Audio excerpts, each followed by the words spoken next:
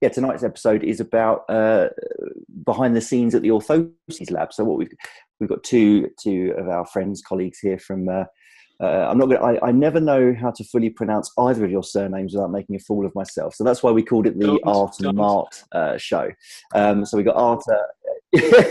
We got Artur from Footworks in Melbourne, and obviously Martin from Firefly in Sligo in Ireland. And thank you both for coming.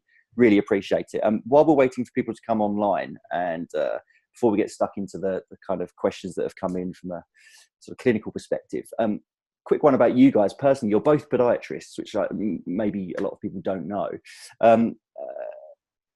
At what stage do you decide you're going to be a podiatrist, and then you're going to sort of move into owning a lab? Do you start making a couple yourself, and then you start doing it for a few buddies, and suddenly you think there's a business here, or is it always been the plan? And do you still see patients? Do you miss the patient contact? If not, let's pitch that one to Art first, and then he can hand over to Martin when he's done, if that's okay.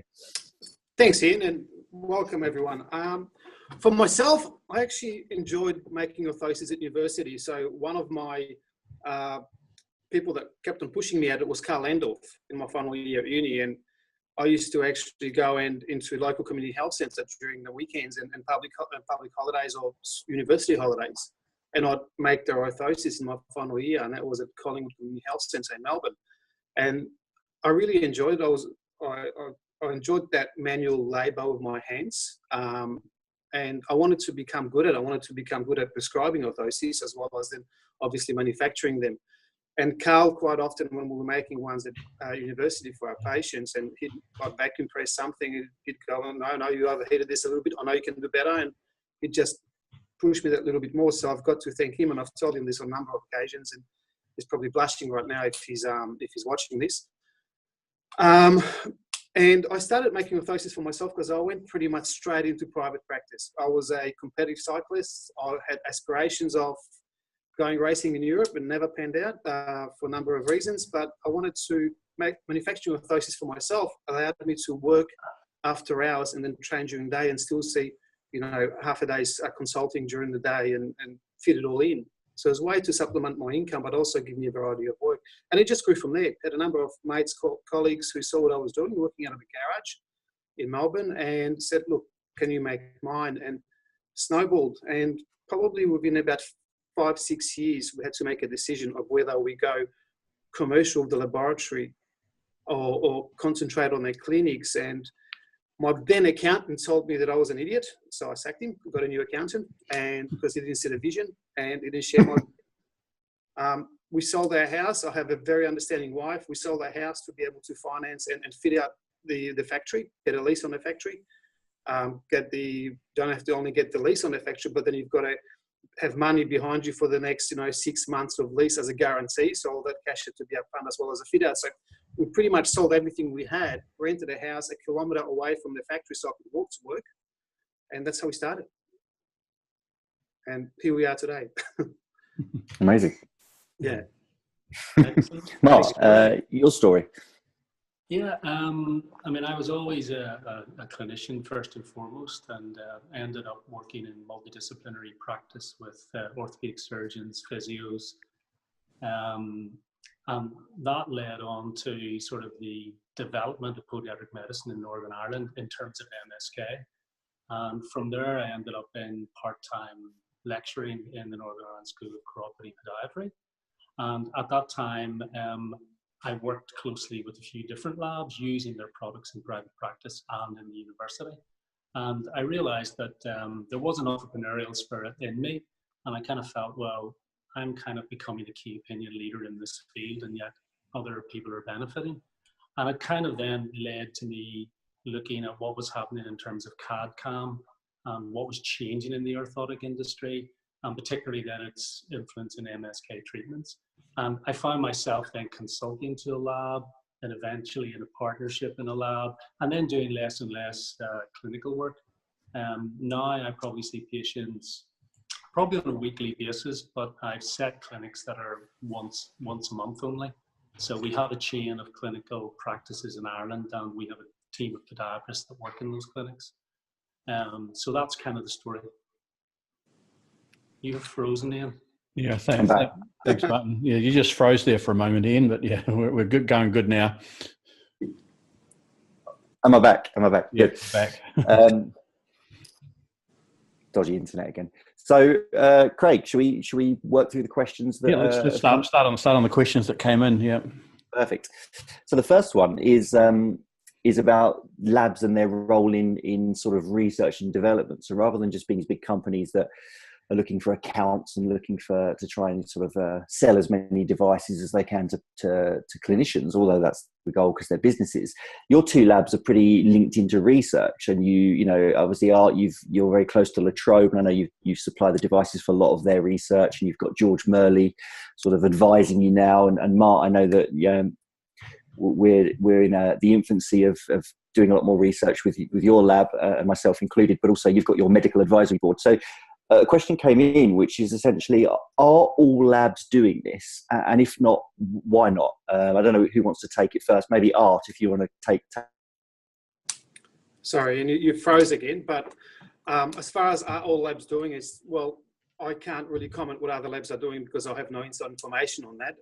The reason why we do it is I am passionate about our profession. I'm passionate about what we do. I'm a podiatrist, and we employ podiatrists, and a number of our staff are podiatrists, and we all share the same passion to be able to progress and develop new techniques and methodologies to be able to progress our profession and improve our profession and what we do. And I think research is an integral part of that. And whether that be research involved with La Trobe University through various studies, with UniSA, with Chris Bishop, he's got a really cool study going on at the moment, which he should have released by the New Zealand conference in June, or whether it's us doing our own R&D on developing new products, such as the cycling orthoses that we've developed, and that we're talking hundreds of thousands of dollars annually, literally, So, but it's something that I really enjoy and something that drives me to be able to deliver new things all the time. Part of the reason why you asked, also leading to your first question about why I do what I do instead of trading, is that, just like Martin said, it's that being a bit of an entrepreneur. Sorry, my Polish accent's coming through. I was born in Poland, everyone. And after a couple of beers, it disappears, but 7:30 in the morning is a bit early, although Craig's gone onto his Coke already. I think it's that passion about always developing, and that's what drives me, and that's what really stirs me up. And look, my staff in the lab call me the Hurricane, because when everything is running smooth, I'll rush in and start changing things around, to find better ways of doing things, of changing things around, and that's just who I am. So involvement in research and development and ongoing studies and so forth is critical to me and what I do. But what others do, I obviously can't comment that. And one of the things that I think you'll find that the labs that have got podiatry involvements in it actually have podiatrists as owners, and a lot of labs don't. It's those ones that will probably work more as professionals and be involved in that field. That's just my personal understanding and feeling about it. Do you guys? Yeah. Martin? Anything to add, Mark? Yeah, I think I would agree with Arthur there. I think that, again, being a podiatrist, I have a passion for the profession. Part of that is the orthotic industry, and part of MSK, is a small part of the orthotic industry.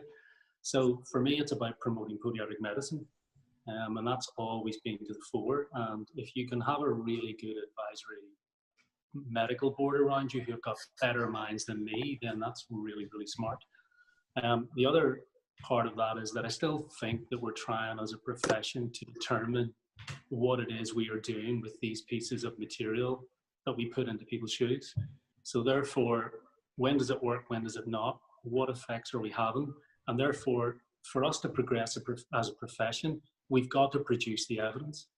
And that's a real passion for me too, is, we know we're good at this. We're not too sure what we're doing, when we're doing it, how is it working.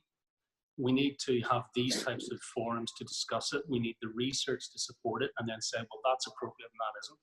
So, doing that gives you something worthwhile to go to bed in the morning. There you go. Yeah. Actually, we have just had an interesting question come in that I'll answer, but then I'll get Martin and Artur to respond to. It's from Mike, and he said, "Are your labs under certification?" Well, I can answer that by saying no, because there isn't any certification available. I know Perfola, which is predominantly North American based, did try and get some lab certification process going, but I just wonder if Martin and Art could respond to that whole issue of lab certification. Martin, you want to go first?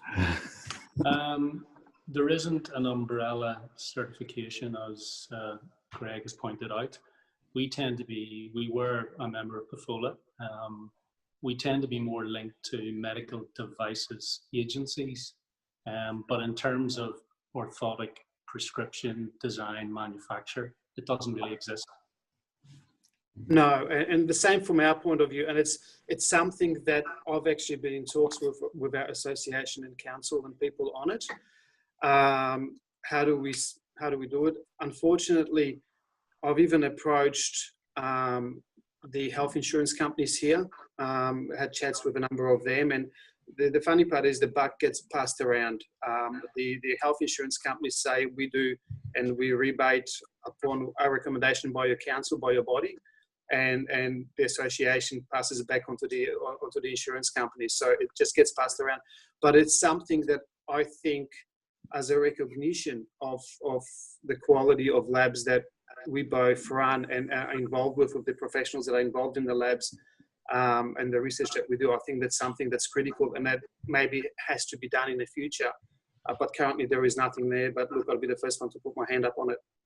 You know, maybe the first step there is actually a professional association of orthotic labs that has its code of business practice or whatever it may be.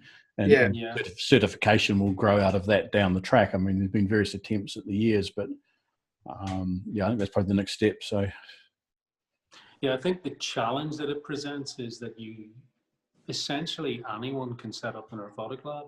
It's not regulated. We know countless examples of people who set up garage labs, and some of the people that do that have got absolutely no podiatric background or medical background. They see orthotic devices as arch supports. They go out into the community and sell them as arch supports, and that can be a challenge, and it is a challenge. Okay, there's a question that's just come in from Rob Isaacs, but I'm going to leave it for the moment because it's actually going to tie in with one of the questions that we were going to touch on anyway that came through beforehand. So I want to get to this one first because this is one of my favourite ones. And on some orthoses prescriptions, we know there's a little box that where someone can take an impression of someone's feet and they can send them to you guys or to any lab, and they can tick this box which says something on the lines of lab discretion. So it's essentially someone saying, I don't really know what I'm doing. Can the lab do this for me? And I know Craig and I have spoken about this before, and I've spoken to other colleagues as well. And a lot of us have the belief that we don't know why this exists, because surely people shouldn't be doing this if they don't know what they're doing. Question to you guys, and if you're happy to answer these questions, is firstly, do your labs have this box on your form? And secondly, what do you think the pros and the cons are of it? And thirdly, if you're happy to, I'd love to know how many people are actually ticking this box. Martin, do you want to go first on this one? Yeah, sure. We do have that facility, but let me sort of put it in context. Most people that tick that lab discretion box are going to give you a lot of information. So you tend to get reams and reams of what they consider their biomechanical assessment.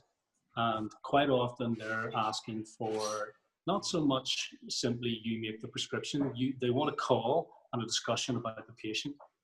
And sometimes it could even be simply about choices of top cover. It could be choices about additions and extensions. Periodically, you're going to get some that has got very scant information. And again, you have to phone them or you have to email them. Do you see some coming in with no information at all and lab discretion ticked? A few, but not that many. Certainly in our lab, you'll get maybe 10% lab discretion, but most of them are going to come with a significant amount of information, which you then make the phone call and discuss with the patient. But there is a few that come through and then we still make the phone call. You need to tell us more about this patient. So would that be similar to you, Artur? No, we actually don't. I'd lose too much sleep at night about other things than having to worry about whether we're doing the right thing by the patient whose orthosis we are manufacturing. So we put the onus onto the podiatrist, and the scenario that I'd like to present to some podiatrists when we do get a question about that is that put yourself in the patient's shoes. So you go to a podiatrist paying hundreds of dollars for these devices. The podiatrist takes a cast or a scan, but then leaves the discretion of the prescription about your prescription. It's going to make you a better runner, alleviate your pain, and leave it up to somebody in a lab who's never seen you and has never assessed you. I said, how would you feel being that patient? So to us, it's a critical on our end, it's a critical no. And look, to give you an example, do we get those? We would probably get now once or twice a year. Something would come in and said lab discretion, and we just simply ring them up and just say, listen, fill it out. Because even from our point of view, from a legal point of view, I cannot make a decision about the patient and produce a medical device, even though we just discussed beforehand, the industry is not regulated, but at the end of the day, it is a medical device which health insurance companies are paying back money on, and a custom-made device. I can't make a decision on that because I've never assessed the patient. So we'll leave it up to the podiatrist, and we run workshops, and we have podiatrists here. We have 3 podiatrists here full-time now who are involved, 1 on the production line and 2 in the design process, but also we're available on the phone to be able to describe the prescriptions with the actual prescribing podiatrist. Yeah, I think maybe I see it slightly differently in that I see it as an ability to educate the podiatrist about the manufacturing process, and particularly about how you create shape. Because to me, really, that's what it's all about. And in terms of creating the shape of a product, which then alters its, say, stiffness characteristics, that shape is determined by the prescription. Maybe the choice of the product, the design of the product, but the actual prescription alters the shape. So quite often there's a gap between what the podiatrist knows or thinks we do with a cast, a foam impression, a 3D scan, and what actually happens, and even how prescriptions are applied. So sometimes when we get a lot of information and they say lab discretion, that's our door into, okay, so when you tick that, this is what we mean. Do you understand that from this position? So it's a real opportunity for technical support, and it also sort of develops a two-way communication so that the interpretation is correct. I think in our profession, and particularly in different labs, the interpretation of what people want and what we make can vary enormously. Oh, so, definitely. Yeah. Okay. So, but it would be interesting. I think do a little trial for you, Ian. I'm going to find out how many we get in that say lab discretion that are blank. Okay, well, I'll let you know. Yeah, that'd be good. I think it's pleasing that you said, the number you said was 10%. I think. Yeah, maybe 10%. Sorry, I'm guessing, but possibly. Yeah. Well, sorry, in the early days, this is not 50. In the early days, we made a decision on the lab discretion box, and it was after we actually received the prescription from a podiatrist whose patient's medical records were attached to a blank script, and just with a note saying, "Can you manufacture an orthosis, a pair of orthotic devices?" And it was at that point that we just said that does not exist. So, and I've still actually got that saved. I've actually saved it. That was 15 years ago. So, and that's probably the reason that's the main reason why we don't do it. It's because I can see what you're trying to say, Martin, that it does lead to education, but I was afraid of the far end of the spectrum where it would just open a Pandora's box. Yeah. Question that's just come in from Mike, and actually it's one of the questions that came in before, so it seems like a good time to say it, and you sort of touched on it already as well, Martin. The different ways to capture the negative impressions of the foot, plaster of Paris, foam boxing, some of the newer sort of laser 3D scanning kind of technologies. What sort of percentages of each are you getting coming in? And from your perspective as a lab, are there any you prefer? And if so, why? Art? Look, percentage of ours coming in now is nudging 75-80% on scans. So we've been really progressive with that. We've also done a lot of education with our podiatrists and about changing them onto online prescribing rather than filling out a paper form, but also the convenience. But education forms a really, really big part of it. We have podiatrists who, how can I say this without being discriminatory, are slightly older. and they were really terrified about scanning. And once they start using it and we show them how to do it and how good a result they can get, they absolutely love it. So it's a big education. And look, I was lucky enough through thanks from Craig and Martin, who sends his hello, visit Paul Paris in Vancouver early on this year. And one of the things that he mentioned that they found it really difficult because they've offered all these options, but they haven't been that hard on actually trying to actually push that education and technology forward. So it's something that we'll be strong on, and I envisage that, you know, within the next couple of years it'll be well over 90%. The technology's changing. There are scanners and there are scanners. Like, you know, up to 2 years ago, there's only one scanner that we ever recommended because we didn't seem that the others gave a good enough scan to be able to produce an orthotic device from. Whereas now with the iPad-based scanners with the appropriate apps, I may say that, you know, there are apps that are absolutely atrocious and we can't even tell whether you're looking at the forefoot or the rear foot. But there are some brilliant apps, and with due diligence and care taken by the podiatrist when they're taking the scan, you can get some awesome results. And it's accurate, it's quick, it's fast, it's clean. It's and the lag time from delivering it to us from the clinic, having the scans straight off, which means the turnaround times are quicker. And also looks more professional too, I think, to the patient as well. There's a lot of other functions on the apps available to be able to draw on the apps, to educate the patient what they're going to do with the device. Those tools, I think, are a big plus as well. So from our point of view, it's nudging 80%, and I envisage over the next 2 years we'll be well into the 90s. Wow, that's quite high statistics. We're about 30% scanned images coming in. We're about maybe 40% plaster of Paris and about 30% foam impressions. So quite different then to your lab. Okay. Yeah, and mind you, that's probably over the last couple of years. It's really okay. Jumped. Yeah, but we've been really. I thought we were doing really well at 30% scanned images. There you go, Arthur. I got to catch up with you, man. 75, 80%. Wow. You've got to turn your phone on. Let's bring in Rob Isaac's question, which kind of ties in with this as well. Do you feel that moving away from physical modelling like plaster, digital modelling involves any risks, in particular the way people sort of visualise and plan the shapes of their device?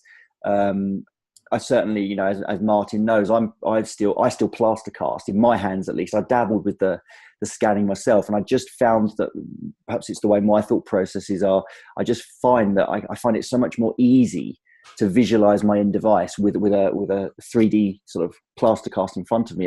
Do you think that's? Do you think I'm the exception there, or do you think that that's fairly normal, Mark? I think it is pretty normal, but I do. It's pretty normal, but I think it's. Sorry, there was a bit of feedback there. I think it depends which school of podiatric medicine you went to, and who were your teachers, who were your peers, and then who influenced you subsequent to graduating as to what you favour. So again, when you're in the orthotic industry, you see all sorts of impressions, be they foam, plaster, and the 3D scans, and the quality varies. But then again, it depends what you mean by quality, because it depends what the person is trying to achieve. So it just varies, yeah. What do you think, Arthur?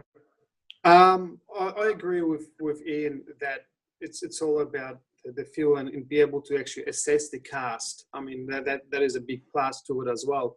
But it's also about understanding and what you can do with that scan. And again, it goes back to the type of scanner that you're using. So if you're using a flatbed scanner that's got a single camera or single laser, the scan is very shallow. and you can't even see the rear foot bisection. So one of the reasons we never use those scanners, the single camera scanners, is that if you look at the actual scan that it produces, it's barely 10 millimeters deep. The average width, maximum width around the heel is around 15 to 20 millimeters high. So we can't even work out the heel width or heel extension because we're guessing. So initially we used the iCube E500, which gave us a nice deep scan. And with that, you could actually rotate it and envisage it. Ultimately, you couldn't hold it and have a look at it, but you could actually see it much better as an actual shape of that foot, what it was. And with the iPad scanner is that, and again, it gives you a much more deeper, fuller scan, so you can actually rotate it and you can assess it. Ultimately, you know, it is nice to actually hold that cast in your hand and to be able to rotate it and line it up. But once you get used to the process and know what you're looking at, it goes back to what I said initially. It's all about training and showing the podiatrist what it's able to do and making them confident that's what they're seeing is what we're seeing and what we're getting. Okay. I think that's the biggest thing. It's the quality of the scan that the scanner produces that has held the podiatrist back. But some people didn't even appreciate what they were actually sending to the lab. I mean, we still get some pretty average scans, and we straight up get onto the podiatrist and say, listen, we've got to catch up, or do some sort of a session to show you what you're doing, because it's you could be doing it much better. Yeah, I think just talking to your question in there with regard to the plaster of Paris, I mean, we still get more plaster of Paris casts than we do foam impressions or 3D scans. And they tend to be a combination of the neutral suspension cast or indeed a corrected version of that cast. So that would still be the most common paradigm that we're seeing in casts arriving to the lab. Actually, that leads nicely into the issue of bad casts and bad scans. And obviously at the lab, if a really bad one comes in, to me, you should send it back. If a not so bad one comes in, in the manufacturing processes, you make compromises. If you make too many compromises in the manufacturing process or the scanning casting process and the manufacturing process, you might as well have used a prefabricated device in the first place, because you're going to end up with a reasonably generic shaped custom made device. So just wondering how you at each of your labs, how you handle the badly done cast or the badly done scan if they're not bad enough to send back. What are the steps, and what sort of compromises get made there? I think that's a really good question, and I find it one of the greatest challenges in the lab. And when we first set up Firefly, we had this real purist vision that if we had one cast that was poor and one that was good, we were going to contact the podiatrist, we were going to ask them to recast and really focus on that.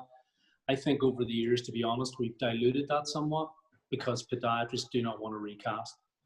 And I've had instances which I find really quite challenging, not only in foot orthoses, but particularly Ritchie brace casting, where we've contacted the podiatrist and we've had a real standoff where podiatrists have said to me, I've been qualified for 25 years. How dare you tell me my cast isn't good enough? So you get into all sorts of heated debates. We have sent cast back and foam impressions. We've had flat, broken up foam impressions. We've had flat casts delivered. But getting to the sort of nub of your question, there are differences between a right and a left cast, and some people are better at taking a right-sided cast than they are a left-sided. And there is the ability in terms of either plaster, manual manufacture, or software to adjust it slightly. The question is, how far do you go? Yeah, I mean, that was my point. If you go too far, what was the point of using a custom-made device? So I don't know whether you want to respond to that, Artur. We have the same thing. Again, just like Martin, we started off with the thing that, you know, we're only going to work with the best cast and so forth. And we run workshops for university students. We have Latrobe students coming in throughout the year, and we have a table full of poor casts that we've kept over the years. And they all laugh at it and say, how can podiatrists do this? And I said, listen, these are the same guys. No, I've seen those casts, yeah. You have. So, look, it will happen, but we do the same thing. We will call the podiatrist straight off. Now the scan's the same. I mean, one of our most popular photos and liked photos on our Facebook page was a set of casts that came in a plastic satchel by post. So they were flat, so we actually put that up, and I'm pretty sure we made a good effort of blocking the sender's name out and the patient's name, but we just said, it's but the podiatrist excuse was, but the bag was padded. So as long as they're willing to recast. Yeah, well, that's the thing. And look, if we actually sent it back, and you're absolutely right, both Craig and Martin, that there are times when the podiatrist is not in a position to recast because the patient lives 2 hours away, and you do make a judgment call. It's almost like that box where, they have discretion, but it's difficult. You want to do the right thing by the patient, you want to do the right thing by podiatrist. And we've seen a number of cases where we've had a podiatrist send a set of casts that were collapsed. We rang the podiatrist, and this has happened a number of times, where 3 months later, we get the same patient seeing a podiatrist that's around the corner, and new casts come in because the other ones haven't fitted because there was a problem with heel pinching or they were too wide. And we've had that happen. And I've got one of those casts actually in that room. Now, what about the issue? So a pair of casts come in. One, the left foot, say, has got a very high arch, and the right foot's got, say, a very low arch profile. Yeah. And one, you've got to be confident that those casts are accurate. Yeah. You can't necessarily be confident. You can't necessarily be confident that they're accurate. I assume a lot of podiatrists, a lot of patients don't like orthotics that look too different on the left and right side. So you might want to compromise on both, or maybe one's wrong and one's right. So I just wonder how do you handle that situation? I think very much it depends with the biomech form that comes with it and the prescription. Does it reflect what you're looking at? That's the first thing, and quite often in terms of the prescriptions, if you see two very different casts and yet the prescription's the same for both feet, then that's a phone call.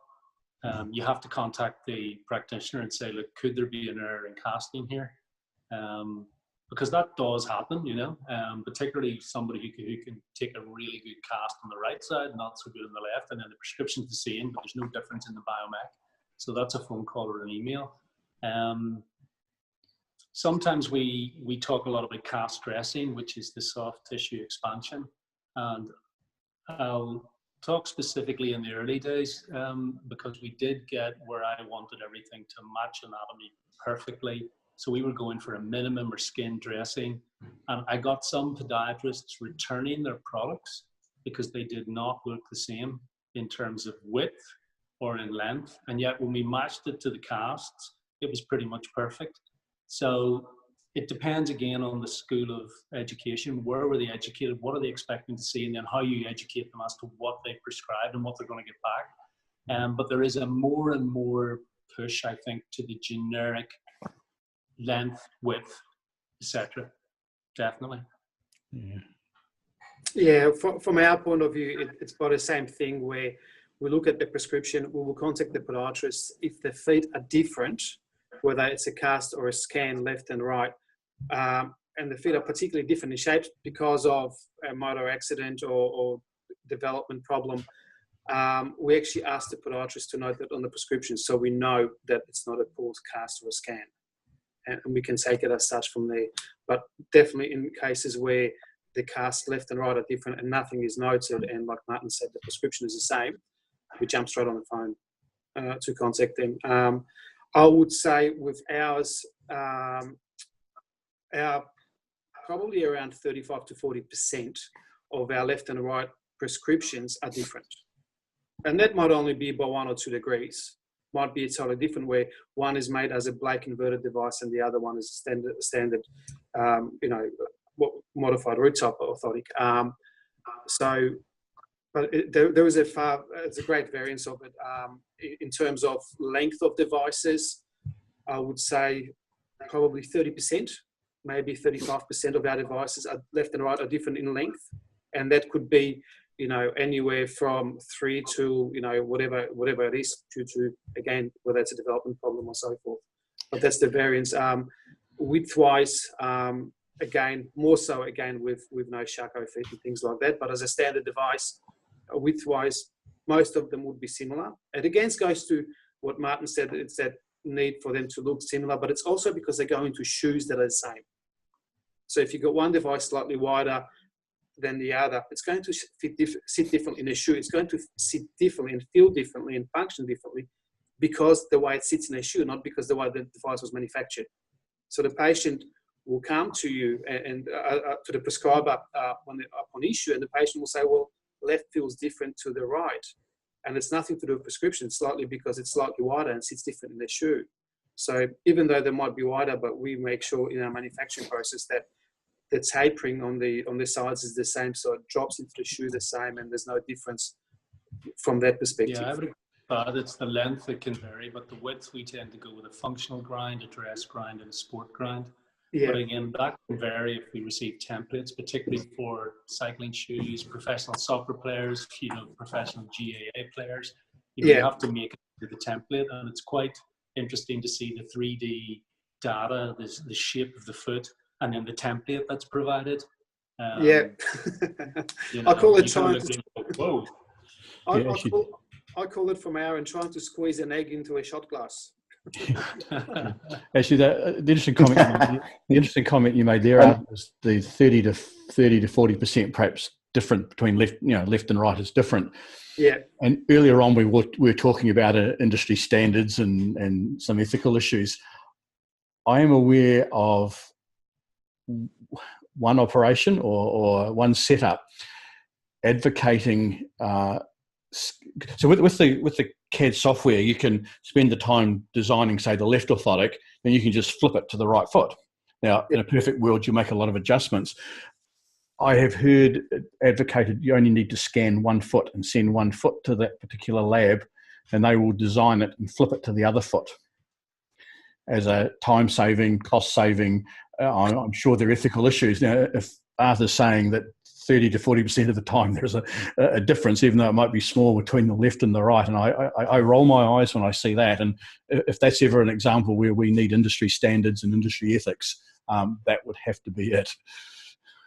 Well, I mean, it's interesting there that you say 30 to maybe 40%. I would have said ours is much higher than that. I would nearly go as far as 80% is different left to right. Now, maybe is that a difference in terms of the UK to the Australian podiatry? I don't know. But we get a lot of different left to right prescriptions. Yeah. Would you find that, Ian? I mean, yeah, I think so. I mean, I've never really given it massive amounts of thought, if I'm honest. And obviously, I don't see anywhere near as many. I see my own prescriptions, a much wider spectrum. Yeah. So I don't know where my prescriptions sit in that spectrum. But yeah, I'm gonna have to think about that and have a scan back through some of my prescriptions and have a look, because I don't know off the top of my head. Question, and it seems like a good time to ask, because we've talked about sort of lab discretion box and people, perhaps not having the confidence in making the decision themselves, and we've talked a bit about some of the horrible casts and indeed scans that you get in, and all of these kind of things, and these are sort of, rightly or wrongly, you would perceive them as a lack of quality from the podiatrist's end, which obviously make your life infinitely more difficult. Is there an argument for having some kind of postgraduate course that you'd have to complete before you could prescribe devices? So you leave university, with your BSc, you're a podiatrist, but you can't just start prescribing these things, just the same way you can't just start taking a scalpel to people and doing podiatric surgery, for example, although it's a bit of an extreme example. Do you think there should be a course that you have to pass before you can prescribe devices? Mark, what do you think? I think it sounds really plausible and good, but right now, I think as a profession, we don't really know what we should be doing. So to create the course and say, this is how you prescribe the perfect orthotic for this MSK condition, we're not there yet.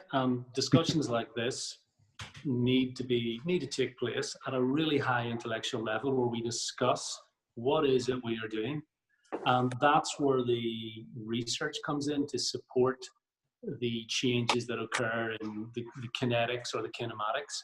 And that's where the value lies. And that's why I'm so pleased to see the podiatric profession having these discussions and really searching for these types of answers.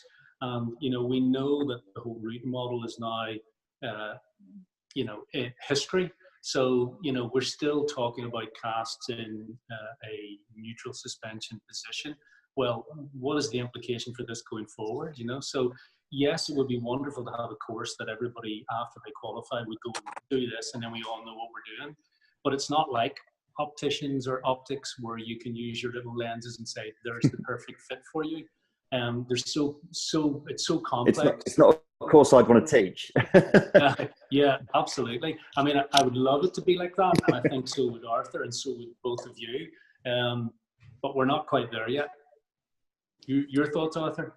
Yeah, the same thing from my perspective. I mean, continuing education as a health professional and a podiatry course. I think if you speak to a lot of the podiatry courses, which we do, and the universities, and they sort of say, well, no, we have our programs, and the podiatrists are taught, and their students are taught in a manner that they should know what to do and how to prescribe when they graduate. It's part of their education. But you know what they try and achieve and what's actually happening in the real world are two different things. And unfortunately, people don't get to see what Martin and I get to see on the inside of a lab, and there's some of the scripts that come in and the questions that get asked. So I don't think, look, we run our workshops, and I'm sure Martin, you do as well, and you've got your conferences that you run, and we run workshops. But one of the things that we strongly insist on from our point of view is that every podiatrist that wants to start prescribing with us gives us 2 hours of their time, and whether attends our workshop that we run in-house on a regular basis, or do we go and visit them.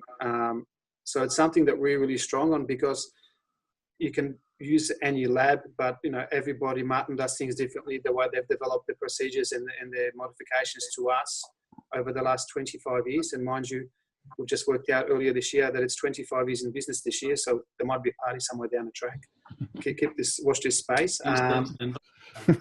25 years, what they say, the first 50% of businesses in Australia fail within the first 2, so we've survived 25, so we've done okay. But that continued education is paramount, but not only from a point of view of educating the students, but also from the lab's point of view as they're doing research and developing new modifications and new techniques to be able to let the podiatrists know what is happening. Yeah, I think, you know, we talk about a course for postgraduate. I mean, again, at a high intellectual level, we need to be talking about the undergrad education. Yeah. That, you know, is right across the UK, Australia, South Africa, America, Canada. You know, what are we teaching each other? What are we doing with patients? And how do we get an evidence base that supports prescription writing and medical device use and so on? So I think it's really evolving.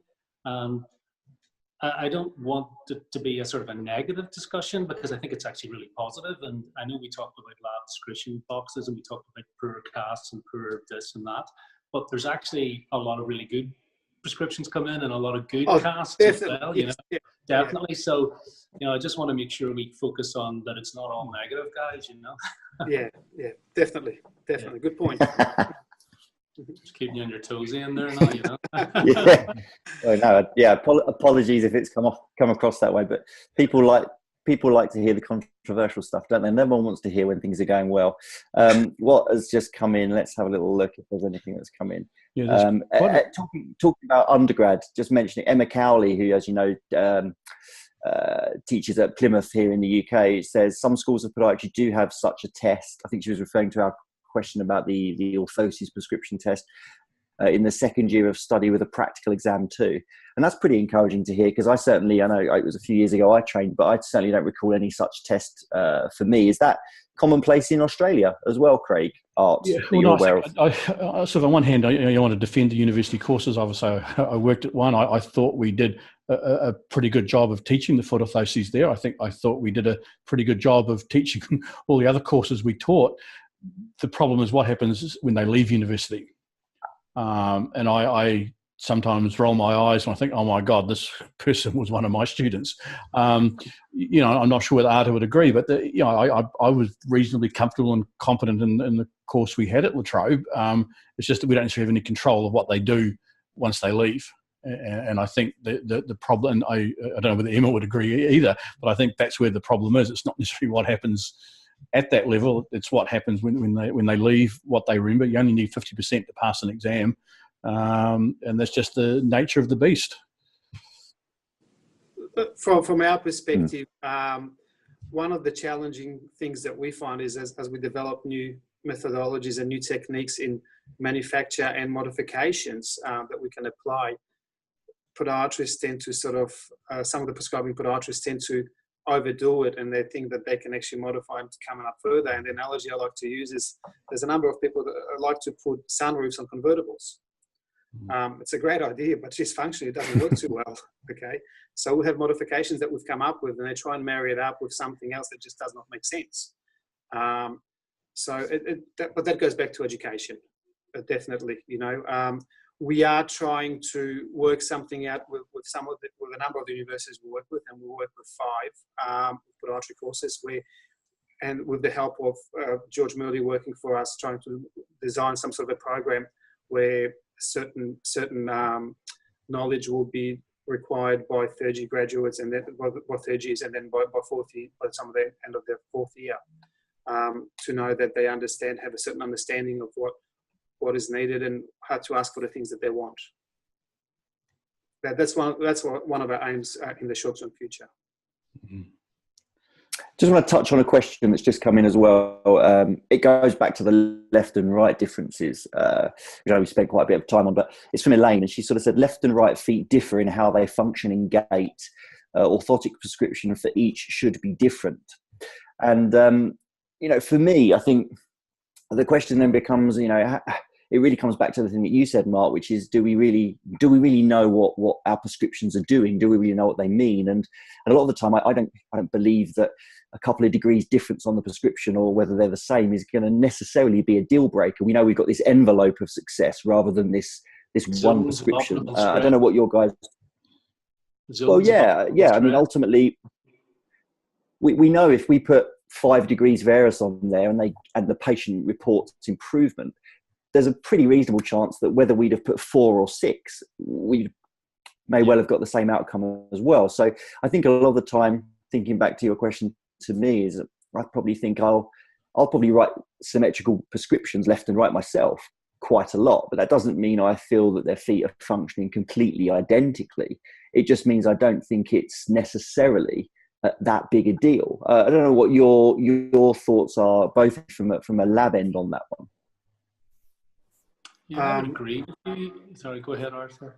No, I was going to say the same thing, that, going back to the point of the difference in prescriptions, although I said that the percentage that, that was different, but we do have podiatrists that 95% of their prescriptions would be different left and right. So let's just put that into context. And a large number of those. So those that do it a lot, and those that don't do it more symmetrical. But you're absolutely right. Does 1 degree either way make a difference? Going back, now that we've got CAD/CAM and it's all computer designed, that 1 degree can be seen as 1 degree in the design process and through the machining process. But let's be honest, 1 degree, if you're doing plaster work, how do you differentiate? You try and do the same modification a week later, and it'll be 3-4 degrees out because of the amount of plaster work you've put on, because it's all up to the skill of the technician. But then once you've actually machined it out or vacuum pressed it, then it goes to grinding, and that washes that out even more so. And that's just the honest truth. It's made by humans. It's not totally made by machines.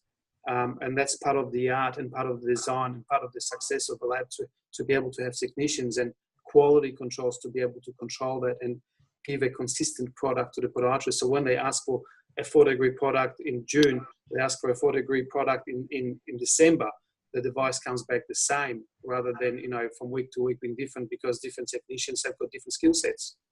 I think that's far more important than a podiatrist breaking brains whether they should go for 4 or 5 degrees.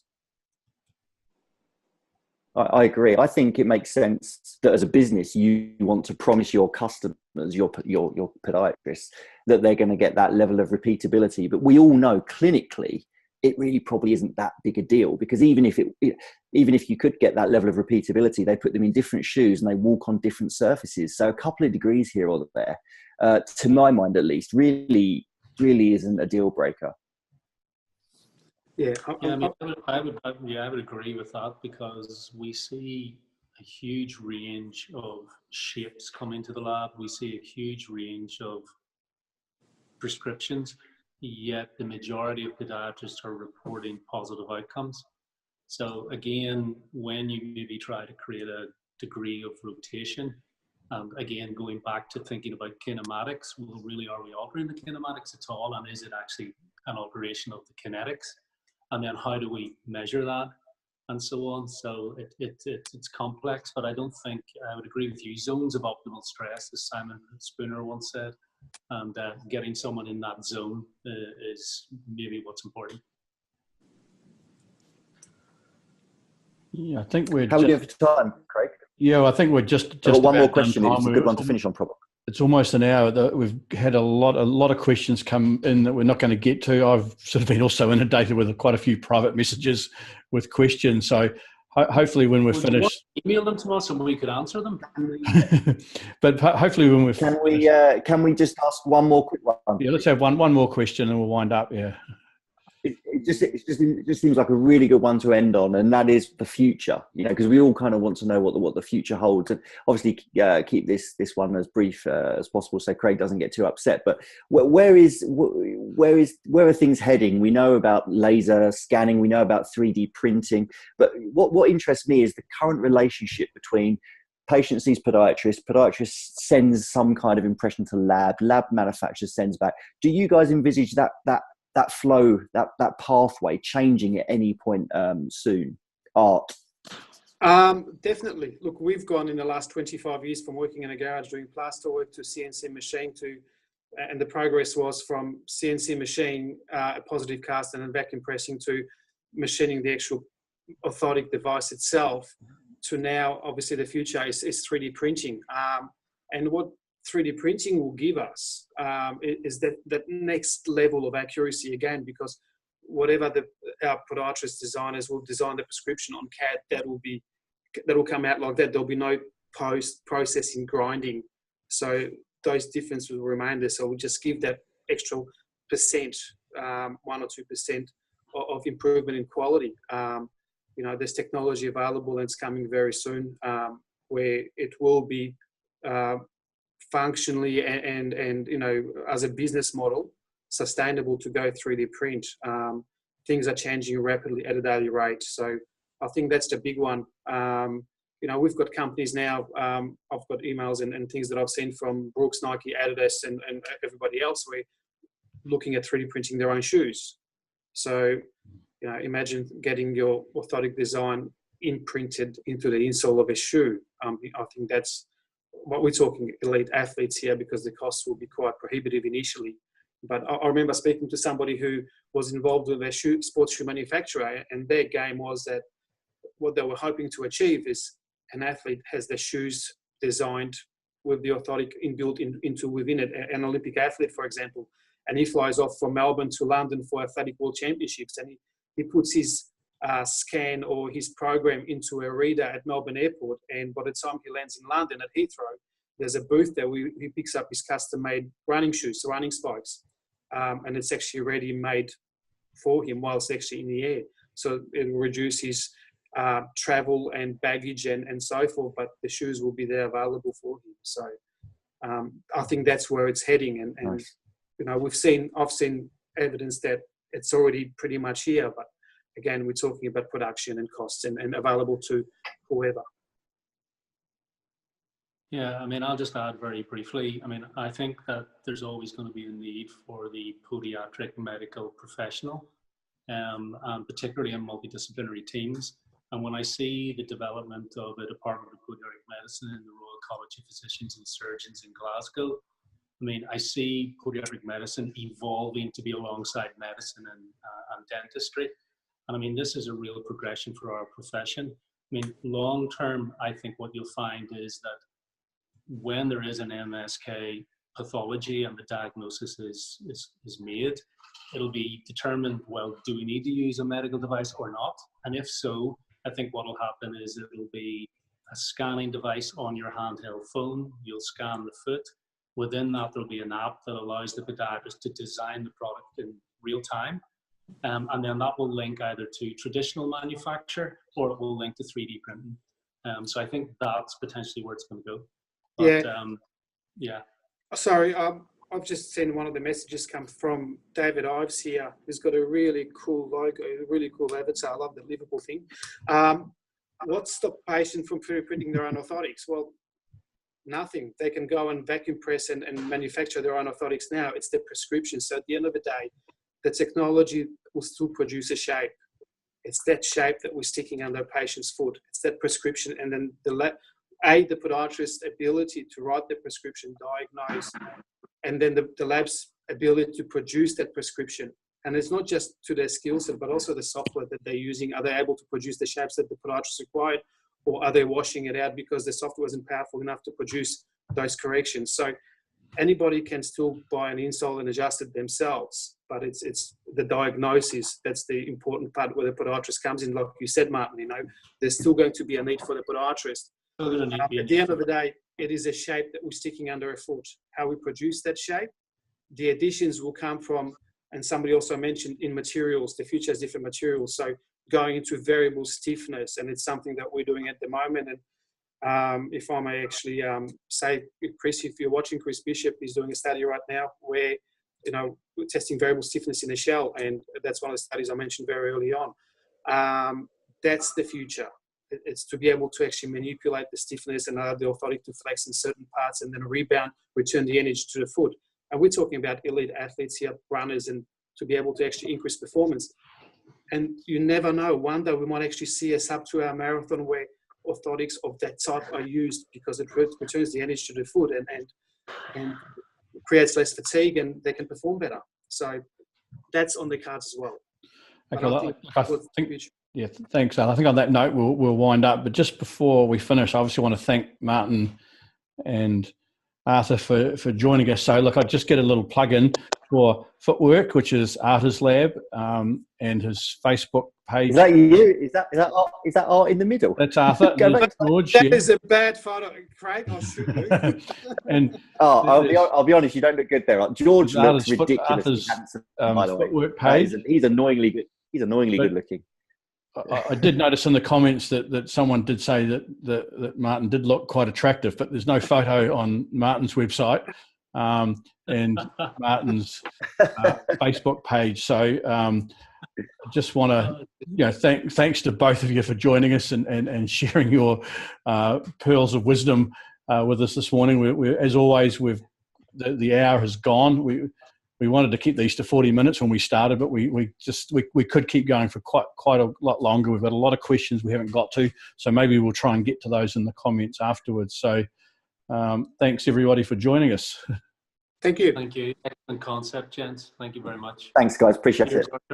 All right.